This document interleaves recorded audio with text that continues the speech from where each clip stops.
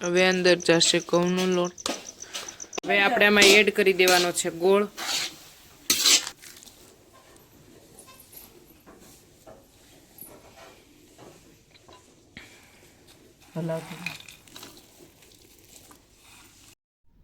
જય શ્રી કૃષ્ણ। સાંજનો સમય થઈ ગયો છે અને આજે આપણે બનાવવાનો છે મેથી પાક। તો મમ્મી ગુંદર ફ્રાય કરવા માંડ્યા છે ઘીમાં ગાયના, અને બસ મમ્મી તૈયારી કરવા માંડ્યા છે। મીનાક્ષી દીદી અને મમ્મી બંને બનાવવાના છે મેથી પાક, અને બધી તૈયારી થઈ ગઈ છે, ડ્રાય ફ્રૂટ ને બધું। અહીંયા લઈ લીધો છે મેથીનો ભૂક્કો, અહીંયા છે ઘઉંનો લોટ, આ છે ટોપરું, આ છે દ્રાક્ષ, અહીંયા છે મગજતરીના બી, આ છે સૂંઠ અને પીપરમેન્ટના મૂળિયા બંને મિક્સમાં ક્રશ કરેલું છે, ધોળા તીખા છે, આમાં છે કાજુ ને એવું, અને આમાં છે ગોળ, આ છે દેશી ગોળ લઈ લીધો છે, અને મમ્મી અહીંયા ફ્રાય કરે છે ગુંદર। અને હું તમને આખી પ્રોસેસ બતાવીશ કે મમ્મી કઈ રીતે બનાવે છે મેથી પાક। અને શિયાળામાં મેથી પાક ખાવાથી કમરનો દુખાવો દૂર થાય છે એવું કહે છે, એટલા માટે મમ્મી હવે ઘી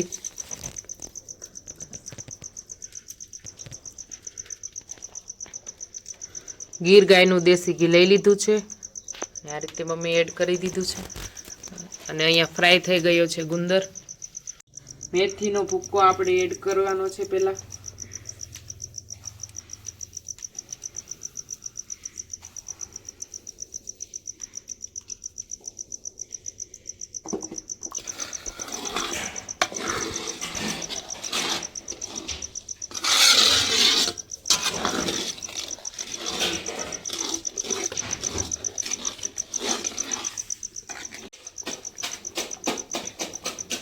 હવે અંદર જશે ઘઉંનો લોટ,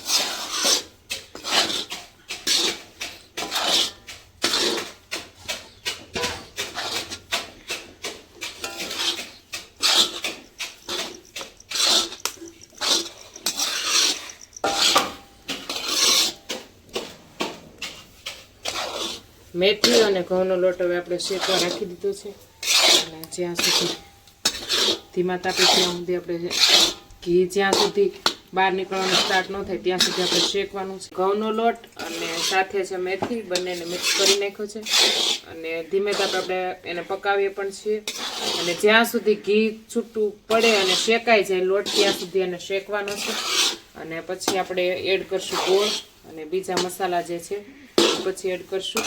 આવી રીતે આપણે હવે આમાં એડ કરી દેવાનો છે ગોળ એડ થવા માંડ્યો છે, ગોળ એડ થઈ ગયો છે, હવે પાકવાની તૈયારી થઈ ગઈ છે, થોડા ટાઈમમાં ઘી છૂટું પડી ગયું છે અને અલગ થઈ ગયો છે, અને હવે બધા મમ્મી મસાલા એડ કરશે।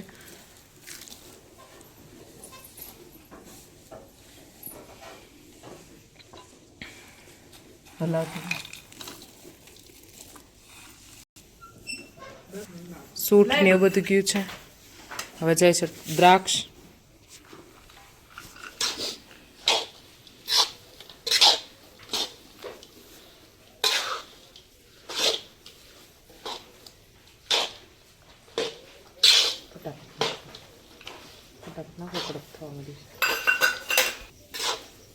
ટોપરું,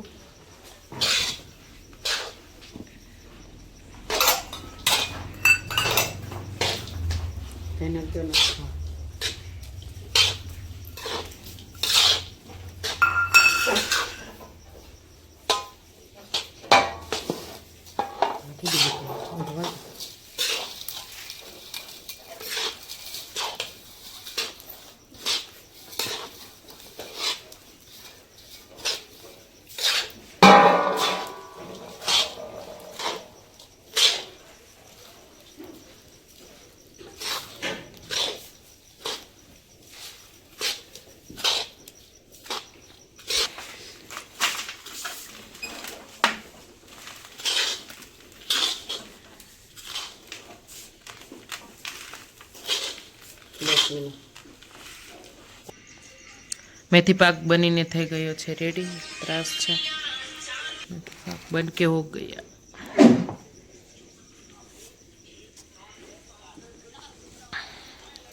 આખો ડબ્બો ભરાઈ ગયો છે